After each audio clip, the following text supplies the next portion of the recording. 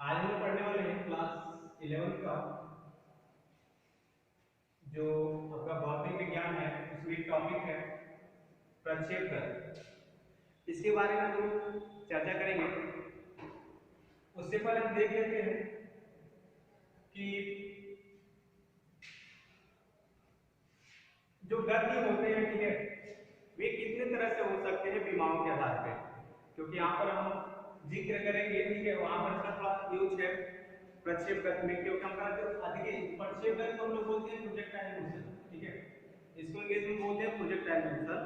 और ये जो गति होता है एक द्विविमीय गति है, इसलिए हमने कहा कि पहले आप देखेंगे विमाओं के आधार पे गति। अभी आपको कंफ्यूज होगी द्विविमीय गति क्या होता है, ठीक है, तभी हम अच्छे से समझ जाएंगे कि द्विविमीय गति क्या होता है। अगर हम बात करें, सबसे पहले देखते हैं कि एक बीमीगत क्या होता है। जो आपका एक बीमीगत होता है ना, अगर कोई कण है, ठीक है, कोई भी कण है, वो एक सीधी रेखा के क्या होता है अनुदिश गति करता है। जब कोई कण एक सीधी रेखा क्या करेगा अनुदिश गति करेगा ना, जैसे एक कण है, एक पॉइंट पे था और एक सीधी रेखा के अनुदिश ये चल करके बी पॉइंट पे आ गया, इस पॉइंट पे कण आ गया, तो ये जो गति किया इसकी इस गति को हम क्या बोलेंगे एक बीमी गति बोलेंगे। एक बीमी गति जो होगा आपका ये हो जाएगा, ठीक है। एक बीमी गति क्या होता है तो आप समझ गए होंगे, जब कोई कण एक सीधी रेखा का अनुदिश गति करता है तो हम क्या बोलते हैं एक बीमी गति बोलते हैं। ऐसे आप कह सकते हैं कि वह गति जिसमें सिर्फ लंबाई होती है, एक लंबाई का अनुदिश गति किया जाता है, उसे हम क्या बोलते हैं एक बीमी गति बोलते हैं। एग्जाम्पल समझिएगा, अगर हम कहें कि एक चींटी है, ठीक है, एक सीधी रेखा पर यानी एक तार है, उस पे एक चींटी चल रही है, तार पर क्या एक चींटी चल रही है, तो आप कह सकते हैं कि जो वो गति कर रही है वो कैसा गति होगा एक बीमी गति होगा। जो चींटी का गति है क्या है एक बीमी गति है, ठीक है। तो आई होप आप इसमें समझ गए होंगे, यानी एक बीमी गति वह गति जिसमें कोई कण एक सीधी रेखा का अनुदिश गति करता है उसे एक बीमी गति कहते हैं। अब बात करते हैं द्विविमीय गति का, ठीक है। जो द्विविमीय गति होता है ये क्या होता है द्विविमीय गति, ठीक है, द्विविमीय गति। ये जो द्विविमीय गति होता है इसमें कोई कण ना, देखिए अभी इसमें क्या देखा हमें कि जब कोई कण एक लंबाई के अनुदिश गति करता है तो उसे हम एक द्विविमीय गति बोलते हैं, और जब कोई कण लंबाई और चौड़ाई दोनों के अनुदिश गति करता है ना उसे हम क्या बोलते हैं द्विविमीय गति कहते हैं, ठीक है। मतलब कहने का ये है कि जब कोई कण किसी समतल में गति करता है, समतल का मतलब क्या है कि देखिए समतल होता क्या है, जब किसी दो या तीन या तीन से अधिक पॉइंट को जब आप मिलाते हैं तो जो आपको तल मिल जाता है ना, क्योंकि आपको पता है समतल में जो होते हैं अनेक पॉइंट होते हैं, ठीक है। तो जैसे देखिए आपका ब्लैक बोर्ड में क्या है समतल है, ठीक है। तो जब कोई कण किसी समतल पे गति करता है तो वो किस तरह से गति कर सकता है। अगर हम कहें कि कोई कण है ए पर है, ठीक है, कण कहां पर ए पर, ए से गति करते हुए बी पर आया, ठीक है, आपने ए लंबाई का अनुदिश गति कर दिया, ठीक है, ए से कहां तक आ गया बी तक आ गया। अब बी से हम कहेंगे इधर ना जाकर इधर आ गया, बी से आपको सी पर आ गया, तो आप बताइए कि ए ऐसे गया यानी लंबाई का अनुदिश किसी एक रेखा का अनुदिश किया, लेकिन अब फिर यहां से ऐसे आ गया, मतलब इसका अपना डायरेक्शन चेंज हो गया, ठीक है। तो कहने का मतलब है कि इसकी जो गति होंगे, ठीक है, इसकी लंबाई और चौड़ाई दोनों चीजें सम्मिलित हो गए, इसे हम लोग क्या बोलेंगे द्विविमीय गति बोलेंगे, ठीक है। मतलब ऐसे कह सकते हैं कि जब कोई कण किसी समतल पे गति करता है तो उसके इस प्रकार की जो गति होती है उसे हम क्या बोलते हैं द्विविमीय गति बोलते हैं। इसका एक और एग्जांपल, अगर कोई ऐसे कहे कि समुद्र में या नदी में कोई नाव गति कर रहा है, ठीक है, तो जो नाव का गति होगा वो कैसा होगा द्विविमीय गति होगा। क्यों? क्योंकि नाव, देखिए यहाँ पर कोई नाव वाला है, ठीक है, ये ऐसे जा सकता है, फिर इसको ये ऐसे जा सकता है, फिर इधर जा सकता है, तो मतलब ये जो गति कर रहा है ना ये क्या कर रहा है द्विविमीय गति कर रहा है। तो एक बीमी मतलब जब कोई कण एक सीधी रेखा का अनुदिश कर रहा है, मतलब उसमें सिर्फ लंबाई भी हो, सिर्फ लंबाई हो, और जब कोई कण एक समतल में गति करता है, यानी जब कोई कण लंबाई और चौड़ाई दोनों के अनुदिश गति करता है तो उसे हम क्या बोलते हैं द्विविमीय गति बोलते हैं, ठीक है। तो याद रखिएगा, अगर कोई चींटी है जो किसी धागे पे चल रही है, किसी तार पे चल रही है, तो उसकी जो गति होगी एक बीमी गति होगी।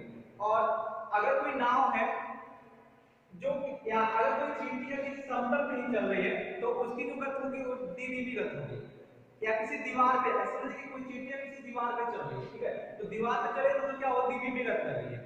अगर कोई नाव में किसी तालाब में चल रहा है या किसी समुद्र में चल रहा है तो जो नाव का गति होगा वो द्विमीमी गति होगा।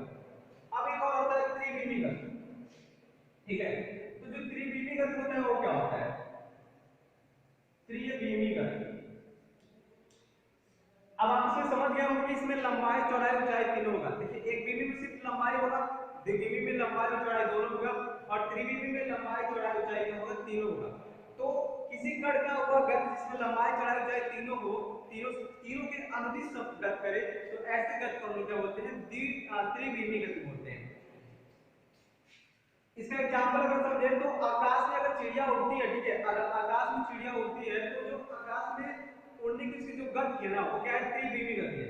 मतलब वो लंबाई कम भी जा सकती है, मतलब ऐसे भी जा सकती है, फिर चौड़ाई कम ऐसे भी जा सकती है, फिर ऊपर भी जा सकती है। तो इसमें मतलब क्या है, लंबाई चौड़ाई तीनों है, तीनों तरह की गति में आप कर सकते हैं, लंबाई चौड़ाई तीनों को इसको गति कर सकता है, ठीक है, कर सकती है। तो इसे हम क्या बोलेंगे, त्रिमीमी गति बोलेंगे। तो आई होप आप समझ गए होंगे कि एक बीमी गति क्या है, द्विमीमी गति क्या है और त्रिमीमी गति क्या है। एग्जांपल आप पूछे तो किसी, अगर कोई तार में कोई चींटी गति कर रही है तो उसका एक बीमी गति होगा। अगर किसी समतल में या किसी तालाब पे या किसी दीवार पे कोई चींटी गति कर रही है, या तालाब में अगर कोई नाव चल रहा है तो कहने का मतलब क्या, उसकी जो गति होगी वो क्या होगी, द्विमीमी गति होगी। अब बात करते हैं त्रिमीमी गति की। तो त्रिमीमी गति मतलब इसमें लंबाई चौड़ाई तीनों होगा। तो आपको पता है कि अगर कोई आकाश में चिड़िया क्या कर रही है, गति कर रही है, तो उसकी इस गति को हम क्या करते हैं, त्रिमीमी गति कहते हैं, ठीक है। तो आई होप आप इतनी सी बात समझ गए होंगे। अब हम आते हैं अपने टॉपिक पे। आपका जो टॉपिक है आज का वो है प्रक्षेप गति। प्रक्षेप गति क्या है, इसको इंग्लिश में बोलते हैं प्रोजेक्टाइल मोशन। ये जो प्रक्षेप गति होता है ये होता क्या है, एक प्रकार का ये द्विमीमी गति होता है, ठीक है। प्रक्षेप गति क्या होता है, एक प्रकार का द्विमीमी गति होता है, यानी आप कह सकते हैं इसमें लंबाई और चौड़ाई सम्मिलित होता है। आप प्रक्षेप गति किसे कहेंगे, दोस्तों देखिए प्रक्षेप, ये प्रक्षेप क्या होता है कि जब किसी चीज को फेंकते हैं अपना, तो जो जिस वस्तु को आप फेंकते हैं, ठीक है, उसे हम क्या बोलते हैं, प्रक्षेप बोलते हैं, ठीक है। तो जब किसी वस्तु को पृथ्वी के किसी एक बिंदु से आप फेंकते हैं ना, माने आप किसी वस्तु को इस पॉइंट से फेंके, ठीक है, किसी भी इस पॉइंट से फेंके, तो यह द्विमीमी वस्तु जो है द्विमीमी गति करते हुए पृथ्वी के किसी अन्य बिंदु में जाकर क्या करती है, गिर जाती है। यानी फिर इसको पृथ्वी पे आना ही आना है। आपको पता है कि अगर किसी वस्तु को हम फेंकते हैं तो फिर दोबारा पृथ्वी पे पहुंचती है। तो आप देख रहे हैं कि जो इसकी गति दिख रही है ना, आप किसी वस्तु को आप कुछ भी गेंद फेंकते हैं ना, गेंद फेंकते तो गेंद ऐसे जाता है और फिर ऐसे आ जाता है, समझिएगा। अगर कोई बल्ले से गेंद मारता है तो ऐसे आएगा, ऐसे आप पृथ्वी के किसी एक पॉइंट पे तो गिरेगा ही गिरेगा। तो जो इसका जो ये गति दिख रहा है ना, ये जो गति दिख रहा है इसका, ये गति होता है पर्वलकार, यानी जो क्या होता है, द्विमीमी गति होता है वो क्या होता है, एक पर्वलकार गति होता है। तो कहने का मतलब क्या है कि ये जो गति होगा, ठीक है, वो कैसा होगा, एक पर्वलकार गति होगा। और यह एक, अगर किसी वस्तु को, अच्छा जिस वस्तु को आप फेंकते हैं, ठीक है, उसे क्या बोलते हैं, प्रक्षेप बोलते हैं, ठीक है। तो किसी प्रक्षेप को ऊर्ध्वाधर आप फेंकते हैं तो वह प्रक्षेप द्विमीमी गति करते हुए पृथ्वी के किसी अन्य बिंदु पर जाकर, अन्य सतह पर जाकर के गिर जाती है। तो इसकी इस प्रकार की गति को हम लोग क्या बोलते हैं, प्रक्षेप की इस प्रकार की गति को हम क्या बोलते हैं, द्विमीमी गति बोलते हैं, ठीक है। द्विमीमी गति में दो चीजें होती है, ये दो तरह की गति होते हैं। एक होता है क्षैतिज, जो करता है क्षैतिज गति करता है, और एक ऊर्ध्वाधर गति होता है, ठीक है। ये दोनों अनजान होते हैं एक दूसरे से। कहने का मतलब क्या है, क्षैतिज, ठीक है, क्षैतिज मतलब किसी वस्तु को आपने फेंका तो कुछ इस तरह से ये क्षैतिज, मतलब इसका जो ये गति है ना, ये क्षैतिज गति कहलाएगा, क्षैतिज। और जो इसका ये वाला पार्ट है ये ऊर्ध्वाधर कहलाएगा, ठीक है। तो समझते हैं कि इसमें क्षैतिज घटक और ऊर्ध्वाधर घटक क्या है। बात समझिएगा, क्षैतिज घटक जो होता है ना,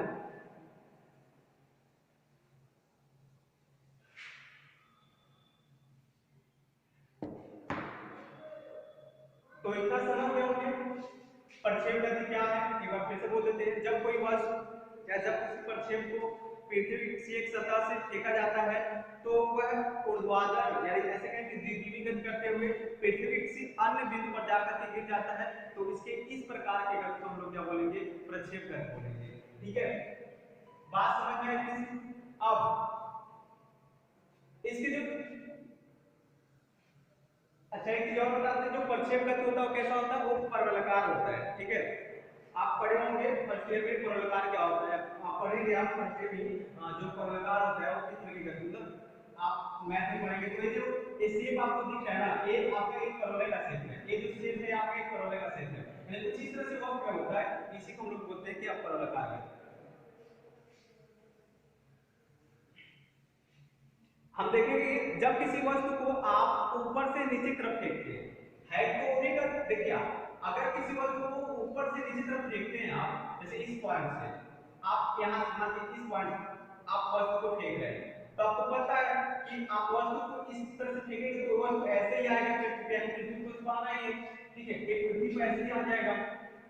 तो कहने का मतलब क्या है, तो अगर किसी वस्तु को ऊपर और नीचे फेंकते हैं तो इसमें कौन क्षैतिज घटक होगा, क्षैतिज घटक क्या होगा, यानी मतलब क्षैतिज में कितना दूर जाएगा और ऊर्ध्वाधर में कितना दूर जाएगा।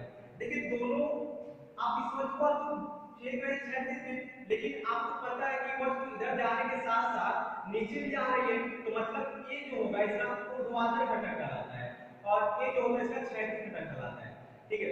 याद रखिएगा इस कंडीशन में एक सेकेंड,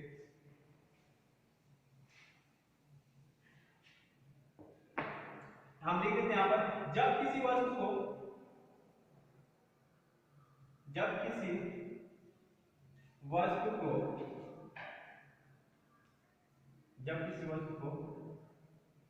ऊपर से फेंका जाता है,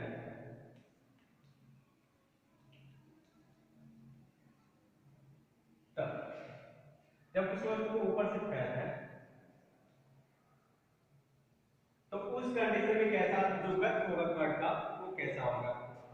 तो आपको पता है जब किसी वस्तु को ऊपर से फेंका जाएगा, ठीक है, तो इस पॉइंट पे आपका एक ओरिजिन पॉइंट है, मान लीजिए यहां से मैं वस्तु को फेंका, तो आपको पता है ये ऐसे गति करते हुए यहां पर आकर के क्या हो जाएगा, गिर जाएगा, वस्तु कुछ इस तरह से गति होगा।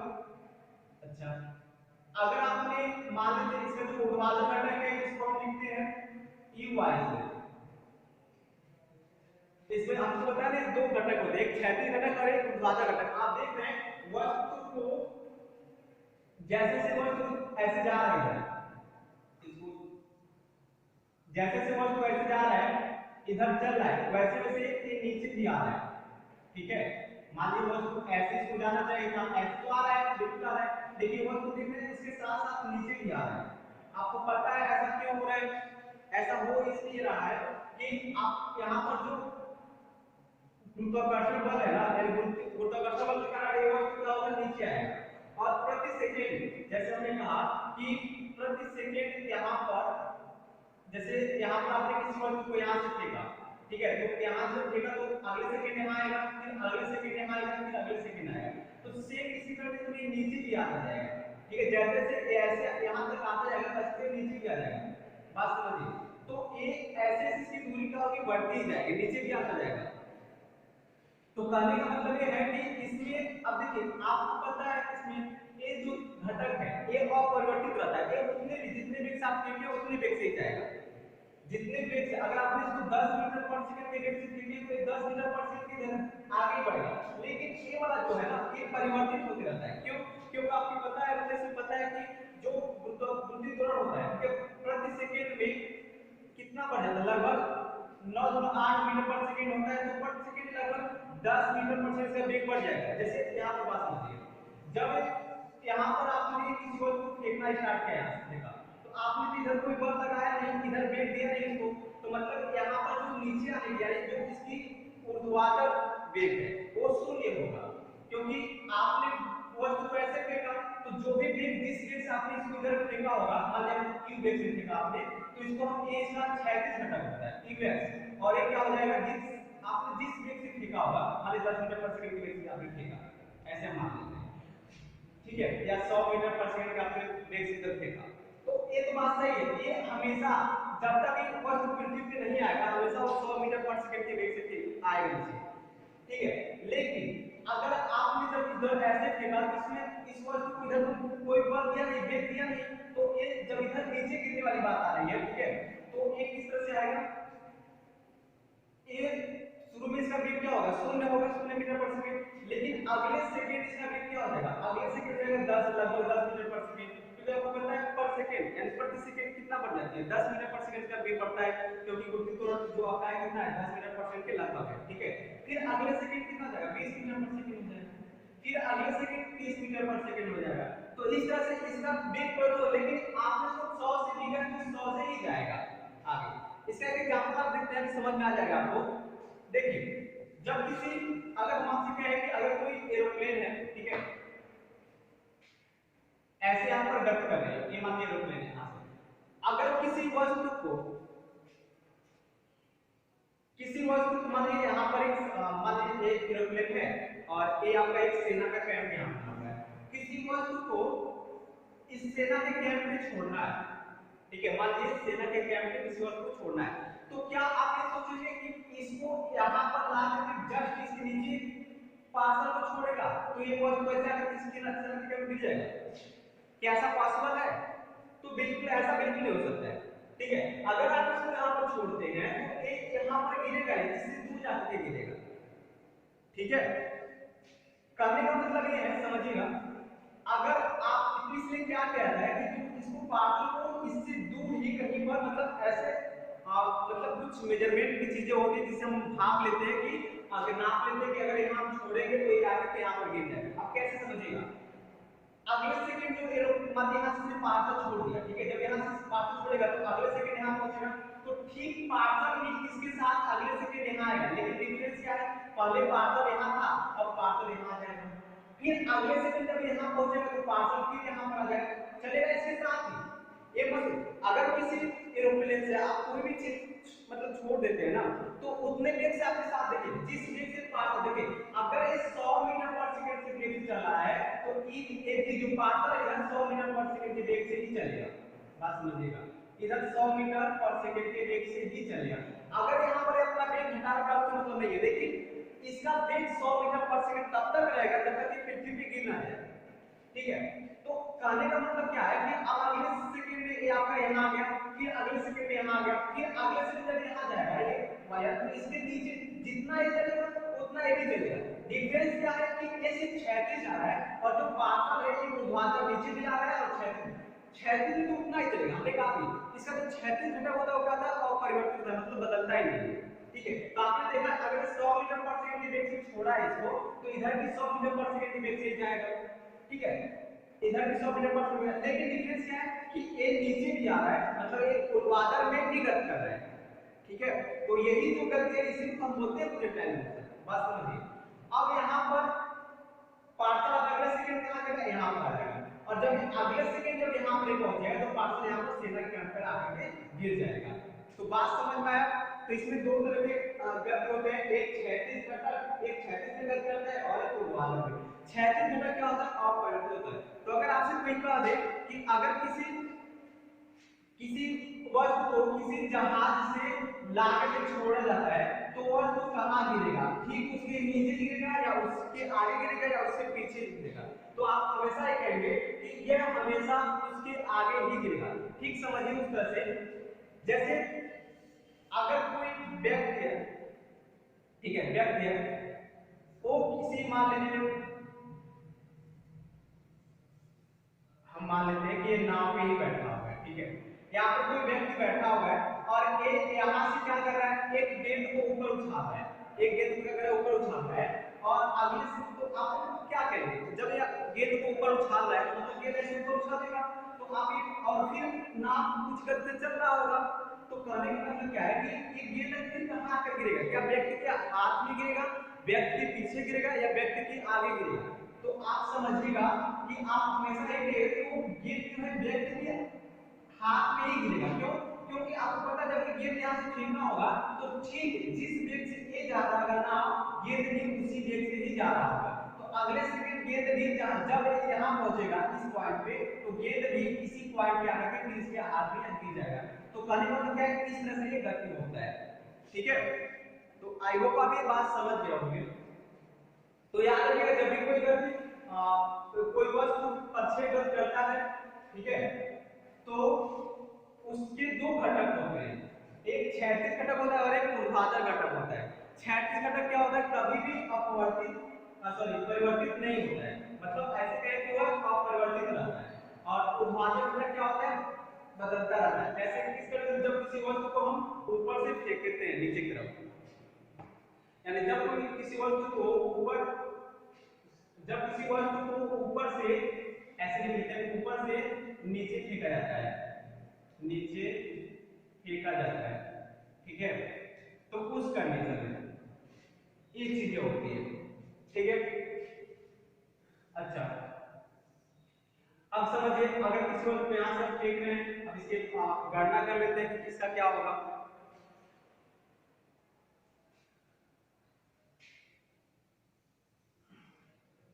ठीक है, तो ए जो है ए यूएक्स, ये क्या कहलाता है, ऊर्ध्वाधर घटक, क्षैतिज घटक कहलाता है, ठीक है। अच्छा, इसके प्रत्येक बिंदु पे आप इसके वेग की गणना कर सकते हैं। अगर इस पॉइंट पे हम एक स्पर्श रेखा इस ड्राफ है, तो जो इसकी गति होगी ना वेग की, इस स्पर्श रेखा, ये जो स्पर्श रेखा है वेग की गति को दिखाएगा। अगर यहां पर आप ड्रा करेंगे तो ये वेग की गति को दिखाएगा, समझ में आया, ये हमेशा क्या होगा, वेग की गति को दिखाएगा, ठीक है। अच्छा, जो क्षैतिज घटक को, क्षैतिज वेग होता है ऊर्ध्वाधर वेग होता है, हमेशा एक दूसरे के परपेंडिकुलर होगा। अब ये आपका ये नीचे होगा, अगर ये ऐसे होगा तो क्या होगा, नीचे नीचे तरफ से गति होगी, ठीक है। तो चलिए यहां पर देखते हैं हम लोग इसके क्षैतिज घटक के बारे में। क्षैतिज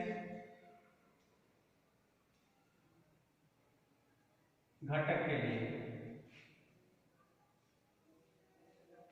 अच्छा देखिए क्षैतिज घटक में क्या होगा, अगर हम कहें कि जो वस्तु है, अगर यहां से मैं फेंका तो इसका जो क्षैतिज दूरी, देखिए इसको क्या बोलते हैं, क्षैतिज दूरी, यानी इस पॉइंट से इस पॉइंट तक आया, मतलब यहां से यहां तक आया, तो ये जो कितना दूर है, ये x दूरी तक गया, यानी o से कहां तक आ गया, एक पॉइंट, कितनी दूर तक है, x दूरी। फिर हम क्या है, b पॉइंट है, तो अगर यहां से वस्तु की जो a ऊर्ध्वाधर दूरी कितना तय किया, ये तो y किया मान लीजिए, एक कितना किया, y किया, इससे क्षैतिज वेग को हम क्या मान लेते हैं, ux मान लेते हैं। और ux किसके बराबर होगा, ux के बराबर होगा, ये q के बराबर होगा, ठीक है। ux किसके बराबर हो जाएगा, q के बराबर, क्यों होगा, क्योंकि आपने जिस वेग से फेंका है ना, वही इसका मान है, यानी जो क्षैतिज वेग होगा वो जिस वेग से आपने वस्तु को फेंका है वही होगा, ठीक है। अच्छा, अब आप कहेंगे कि ऊर्ध्वाधर वेग क्या होगा, तो ऊर्ध्वाधर वेग की बात हम करें तो आपको पता है इधर आपने कोई वेग तो लगाया नहीं, कोई फोर्स दिया नहीं, कोई भी बल नहीं लगाया, तो मतलब क्या है कि जो ऊर्ध्वाधर वेग होगा इसको हम लिखेंगे uy से, और एक आ जाएगा 0 हो जाएगा, ऊर्ध्वाधर वेग क्या होगा, 0 होगा। क्षैतिज वेग क्या होता है, अपरिवर्तित होता है, ठीक है, अपरिवर्तित होता है, मतलब तो यानी जो क्षैतिज घटक होता है, इसका मतलब क्या है कि यहाँ पर जो त्वरण होगा, ठीक है, त्वरण वो क्या होगा, कांस्टेंट होगा, यानी नियत होगा, ठीक है, त्वरण क्या होगा, नियत होगा, इसका वेग कभी बदलेगा नहीं, ठीक है। तो क्षैतिज घटक के लिए क्या करना पड़ता है आपको, क्षैतिज घटक की दूरी है, कितना है, दूरी x है, आपका दूरी कितना हो जाएगा, क्षैतिज घटक के लिए जो दूरी हो जाएगा x, ठीक है, दूरी क्या हो गया x, वेग क्या हो गया आपका ux, तो जो ux हो गया आपका क्या हो गया, q हो गया, ux किसके बराबर हो गया, q के बराबर, ठीक है। अच्छा, त्वरण की बात करें तो त्वरण क्या होगा इसका, त्वरण शून्य होगा, जब वेग में परिवर्तन होगा नहीं तो त्वरण क्या होगा, शून्य होगा, यानी ax बराबर क्या निकल जाएगा, 0, ax बराबर क्या निकल जाएगा, 0। तो अगर हम आपसे कहें आपको दूरी x निकल गया, ux क्या हो गया, q हो गया, और ax क्या हो गया, 0, आप समझ पा रहे हैं, कहने का मतलब क्या है, ux जिस वेग से आपने फेंका वही तो है क्षैतिज वेग इसका। अच्छा, ax हमने 0 क्यों किया, आपको पता है ये क्या है, इसका ये नियत होता है, इसके त्वरण का कोई प्रभाव पड़ता नहीं है, अगर आपने 100 से फेंका है तो 100 से ही जाएगा, इसमें कोई इफेक्ट नहीं पड़ने वाला त्वरण का, ठीक है, वृद्धि त्वरण का इसमें कोई इफेक्ट नहीं पड़ने वाला है, कोई इसका विरोधी बल नहीं, अगर इधर से कोई विरोध नहीं करे तो इसके लिए ये क्या है, ux क्या होगा, क्या होगा, q के बराबर होगा, हमेशा कांस्टेंट होगा। मान लेते हैं, माना t सेकंड बाद कण पृथ्वी पर आ जाता है, ठीक है, टी सेकंड बाद परपेंडिकुलर का अंदर आ जाता है। तो उस कंडीशन में क्या होगा, जब एक टी सेकंड बाद पुनः पृथ्वी पे लौट आता है तो आपको पता है जो गति का दूसरा समीकरण है, ठीक है, जो गति का दूसरा समीकरण है वो क्या है, s equal to ut plus half at square, ठीक है, s plus x equal to ut plus half at square. यहाँ पर x जो है ना वो क्या है, x क्या है, इसकी दूरी है, ठीक है। तो यहाँ पर क्या लिखे हम लोग, x जितना दूरी तय किया है। अगर बात करें ut का तो यहाँ पर जो ux है, ठीक है, हमने इसको ux से लिखा है, तो जो ux की जगह हम क्या लिखेंगे, u लिखेंगे, मतलब यहाँ पर हमने पहले लिखा हुआ q, टाइम लगा t, यहाँ पर जो या इसको हम इस तरह से लिख सकते हैं कंफ्यूज ना हो आप, ठीक है। तो गति का दूसरा समीकरण है, इसमें आपको पता है दूरी चला गया,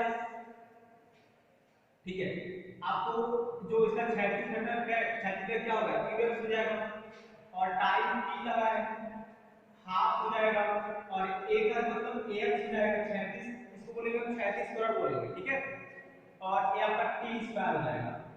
अब बात समझिए, यहाँ पर x इक्वल टू क्या हो जाएगा, ux की अगर हम बात करें, ux क्या है, ux आपका क्या है, शून्य है, ठीक है, सॉरी हाँ, ux क्या है, q है आपका, क्योंकि आपने ux लिख देगा इसको, तो q और क्या निकल जाएगा, x और क्या निकल जाएगा, ut निकल जाएगा, अच्छा हाफ में आ जाएगा, और ये आपका क्या हो जाएगा ax, ठीक है, ax क्या हो गया 0, और यहाँ पर क्या हो गया t स्क्वायर। तो कहने का मतलब ये है कि अगर आप इसको मिटा रहे हैं तो जो x निकल जाएगा ना वो क्या निकल जाएगा, ut निकल जाएगा, सिंपल सा बात समझिए, x के बराबर निकल गया, ut के बराबर है, यानी जितना वेग से आपने फेंका है और उसको पृथ्वी में आने के लिए जितना टाइम लगा है वो क्या निकल जाएगा, पृथ्वी तक आने में जितना टाइम लगा है उसका गुणनफल कर देंगे तो आप निकल जाएगा क्या, कि उसकी जो क्षैतिज दूरी है कितना है। तो क्वेश्चन में बन जाता है ऐसे कि किसी वस्तु को 100 मीटर पर सेकंड की वेग से 100 मीटर ऊंचाई से फेंका जाता है, उसे पृथ्वी तक आने में 10 सेकंड लगते हैं, तो चली गई दूरी क्या होगी, मतलब उसका क्षैतिज दूरी क्या होगी। तो क्षैतिज दूरी हमने फॉर्मूला क्या पढ़ लिया, x बराबर ut, ठीक है, x बराबर आपने पढ़ लिया ut पढ़ लिया, ठीक है, x बराबर आपका हो गया ut, u क्या है आपका जिस वेग से आपने फेंका है, और t क्या है जितना टाइम आपका लगा है, ठीक है। तो आई होप आप इतनी सी बात समझ गए होंगे, ठीक है, ये तो हो गया क्षैतिज घटक के लिए। अब हम निकालते हैं ऊर्ध्वाधर घटक के लिए, ठीक है, अब निकालते हैं हम लोग ऊर्ध्वाधर घटक के लिए।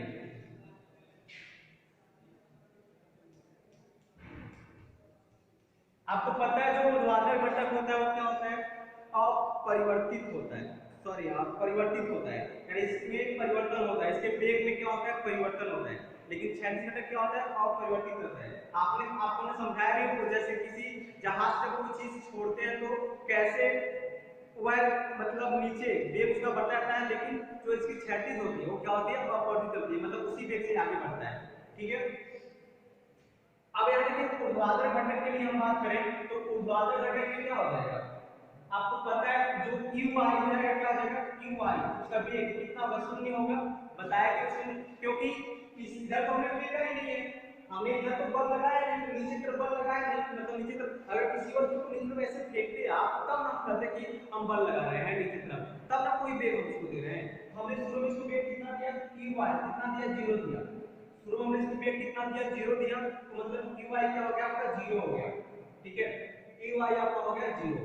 अच्छा अब qi 0 हो गया तो आपको पता है ax कितना हो जाएगा, ax जो ky हम बोलते हैं, ठीक है, इसको हम बोलते हैं क्षैतिज त्वरण, क्या बोलेंगे, ऊर्ध्वाधर त्वरण, ठीक है, नीचे तरफ काम करता है ay, और आपको पता है ay किसके बराबर होगा, g के बराबर होगा, ay किसके बराबर होगा, g के बराबर होगा, क्यों, क्योंकि नीचे कौन त्वरण काम करेगा, तो जब किसी वस्तु को हम ऊपर से तरफ फेंकते हैं तो त्वरण कौन काम करता है, तो आपको पता है त्वरण काम करता है, गुरुत्वीय त्वरण काम करता है, ठीक है, कौन त्वरण काम करता है, गुरुत्वीय त्वरण। तो आपको पता है हम गुरुत्वीय त्वरण को किससे लिखते हैं, g से लिखते हैं, ठीक है, तो आपको पता है ay कितना होगा, g। अच्छा ये बताइए कितना डिस्टेंस तय किया, अच्छा इसको कितना हमने तय किया, इसको कितना हमने डिस्टेंस तय किया, यहां से यहां तक आने में कितना डिस्टेंस दिया, y, ठीक है, तो हम कह सकते हैं कि जो यस है ना वो क्या हो जाएगा y है, जो दूरी, टोटल क्षैतिज दूरी क्या ऐसे बोलते हैं, जिसको ऊर्ध्वाधर दूरी समझ लीजिए, ठीक है। ये कर देगा ऊर्ध्वाधर दूरी, ठीक है। ये आपका कर देगा y हो जाएगा ऊर्ध्वाधर दूरी, ठीक है। अब हम बात करते हैं इसके दूसरे समीकरण से, इसको हम लोग निकाल देते हैं ना, या चलिए यहाँ पर लिख लेते हैं। आपको पता है जो गत का दूसरा समीकरण क्या है, उसी से इसको भी हम सॉल्व करेंगे। गत के दूसरे समीकरण से आपको पता है कि यहाँ पर क्या जाएगा, जो आपका y है, ठीक है, ये y यही तो दूरी है ना, y का क्या निकल जाएगा, y का निकल जाएगा y qt plus half a t square. तो qt मतलब क्या है, यहाँ पर qy है और t का मतलब t टाइम लगेगा उसको फिक्स तक आने में, ठीक है। और फिर प्लस क्या होता है, प्लस क्या होता है हाफ at स्क्वायर। तो at का मतलब क्या है, a क्या होगा यहाँ पर ay हो गया यहाँ पर। अच्छा, अब यहाँ पर t को हो जाएगा t स्क्वायर, ठीक है। अब समझिए यहाँ पर आपको पता है a ay कितना है, 0 है, तो आपको ये हो जाएगा कितना 0, यानी 0 कितना हो जाएगा t हो जाएगा, ठीक है। यानी हम इसको जब साफ क्या करते हैं 0 कर देते हैं, अच्छा चलिए 0 को t कर देते हैं प्लस हाफ। ये देखिए ay का मान क्या है, ay का मान क्या है g है, हमने यहाँ पर क्या कर दिया g रख दिया और इनटू का जगह t हो जाएगा। तो इस तरह से आपका जो y का मान निकल गया, क्या निकल गया हाफ gt स्क्वायर, क्या निकल गया हाफ gt स्क्वायर, ठीक है। अब समझिए, ये तो समझ गए, ये तो इसका ऊर्ध्वाधर घटक है और इसका क्या है, ये इसका जो हमने निकाला इसका ऊर्ध्वाधर घटक में y का क्या निकल जाएगा हाफ gt स्क्वायर निकल जाएगा और यहाँ पर x का निकल जाएगा qt, ये इसका क्षैतिज घटक के लिए। अच्छा, तो अगर आपसे पूछा जाए अब बताइए कि y मतलब इसका क्षैतिज, देखिए दो तरह से पूछा है, इसका क्षैतिज घटक बताइए यानी क्षैतिज दूरी बताइए। तो क्षैतिज दूरी हम कैसे निकालेंगे, x बराबर qt। अगर आपसे पूछे कि ऊर्ध्वाधर दूरी निकालिए तो क्या होता है y बराबर half gt square. gt square मतलब क्या, g क्या है आपको पता ही है, लगभग 10 इसको लेके चलते हैं, ठीक है, 98% का होता है। t आपका क्या है, t आप जितना टाइम लगा उसको फिक्स तक आने में, यानी कि यहां से निकलने का जितना टाइम फिक्स तक आने में लगा है वो क्या होता है आपका t होता है, ठीक है। हमने आपसे कहा था कि जो प्रक्षेप गति होता है क्या होता है, एक परवलयाकार गति होता है, यानी एक परवलयाकार के गति होता है, ठीक है। तो आप इसको प्रूव कर सकते हैं। देखिए जो परवलय का समीकरण होता है वो क्या होता है, y का वर्ग 4x, y का क्या निकलता है 4x निकलता है, ठीक है। ये आपका परवलय का समीकरण है। तो आप अगर प्रूव करते हैं, हमने क्या देखिए, हमने अगर हम ऐसे करते हैं x बराबर या y बराबर x स्क्वायर, तो इसका मतलब क्या है, आप इसको जब ग्राफ खींचेंगे ना इसका, जब आप इसका ग्राफ खींचेंगे तो इसका ग्राफ कुछ इस तरह से ही मिलेगा, ऐसे ही मिलेगा, इसका ग्राफ कुछ इस तरह से ही मिलेगा, इस तरह से एक परवलय का ग्राफ है, ठीक है। तो देखिए इसमें अगर x क्या है स्क्वायर के रूप में और y क्या है, यानी x के दो हाथ हैं और y का एक हाथ है, तो आप समझ जाइए कि किस तरह का आकार है, एक परवलयाकार है, ठीक है। अब हमने लिख दिया y बराबर x स्क्वायर प्लस 2, तो एक कैसा समीकरण है, ये भी एक परवलय का ही समीकरण है, ठीक है। इसमें y क्या है दो हाथ का है और x क्या है, सॉरी x क्या है दो हाथ का है और y क्या है एक हाथ का है, तो ये एक परवलय का ही समीकरण है, ठीक है। तो आई होप आप थोड़ी सी बात भी समझ गए होंगे। तो हम प्रूव कर सकते हैं कि क्या एक परवलय का समीकरण है नहीं, इसको देखिए प्रूव करते हैं कैसे। ये आपका क्या है समीकरण नंबर 1, ये आपका समीकरण नंबर 1 है और ये आपका समीकरण नंबर क्या है 2, समीकरण नंबर 1 और समीकरण नंबर 2।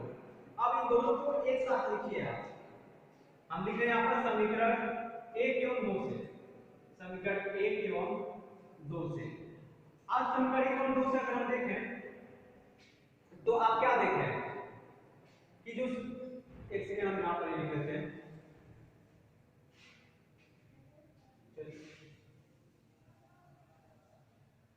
समीकरण 1 और 2 से देखें हम, तो यहां पर आप देखिए y इक्वल क्या है हाफ gt स्क्वायर है, तो क्या हम समीकरण 1 से इतना लिख सकते हैं, समीकरण 1 से हम लिख सकते हैं कि t बराबर क्या निकल जाएगा आपका, या t बराबर निकाल लीजिए, t बराबर क्या निकल जाएगा x बटे q, t बराबर क्या निकलेगा x बटे a।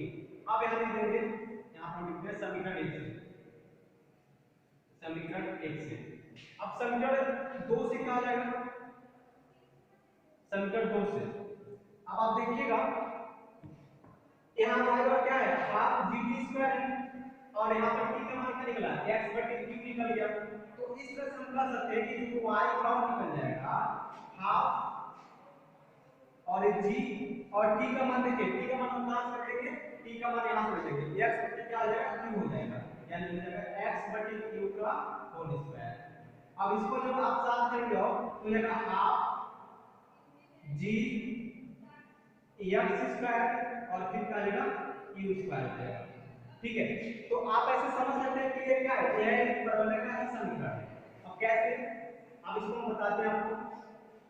y बराबर क्या हो जाएगा, हम लिख सकते हैं इसको ऐसे लिख सकते हैं, y बराबर हाफ या हाफ को घटा दें, ऐसे लिखिए। ठीक है, y बराबर x स्क्वायर आप लिख सकते हैं, y बराबर x स्क्वायर। अब कैसे या ax स्क्वायर निकल लिया, y बराबर ax स्क्वायर। अब कैसे कैसे कैसे हुआ, तो देखिए यहाँ पर अगर हम मान लेते हैं a बराबर क्या, a बराबर मान लिया हमने हाफ g बटे q स्क्वायर, a बराबर क्या मान लिया हमने हाफ g बटे स्क्वायर। तो यहाँ पर हमने क्या रख दिया, इस पूरे की जगह हमने क्या रख दिया, हाफ g की जगह रख दिया a स्क्वायर। तो आपने देखा ना अभी यहाँ पर y क्या है, एक घात वाला है और x क्या है, दो घात वाला है। तो अगर आप इसका ग्राफ खींच रहे हैं ना, तो यह क्या मिलेगा, एक परवलय का समीकरण मिलेगा। तो इस तरह से हम समझ गए कि जो परवलय प्रक्षेप गति होता है क्या होता है, प्रक्षेप का गति कैसे, मतलब प्रक्षेप का जो पथ होता है वो कैसा होता है। कभी-कभी ऐसे पूछ देता है कि सीधे सीधे कि एक प्रक्षेप का पथ, जो प्रक्षेप गति का पथ होता है वो क्या होता है, परवलयाकार होता है। तो आप इतना यही देखिए, एक क्वेश्चन इसमें से यही भी बन जाएगा। ठीक है, आपको पूछ सकता है कि आपसे सीधे सीधे लिखेगा कि आप सीधे सीधे दिखाइए कि जो परवलय का प्रक्षेप गति होता है एक परवलयाकार गति होता है। ठीक है, या प्रक्षेप का पथ जो होता है वो परवलयाकार पथ होता है। तो आपको यही प्रूव करना है। ठीक है, आपको यही क्या कर देना है, प्रूव कर देना है। इससे हो जाएगा कि जो प्रक्षेप गति होता है यानी एक तरह से उसका जो पथ होता है वो क्या होता है, परवलयाकार होता है। तो आई होप आप इतनी सी बात समझ गए होंगे। आप इस अगर आप इसको नहीं समझ पाते तो एक बार फिर से रिवाइज कीजिएगा, हमें आशा है कि आपको इसको अच्छे से समझ में आ जाएगा।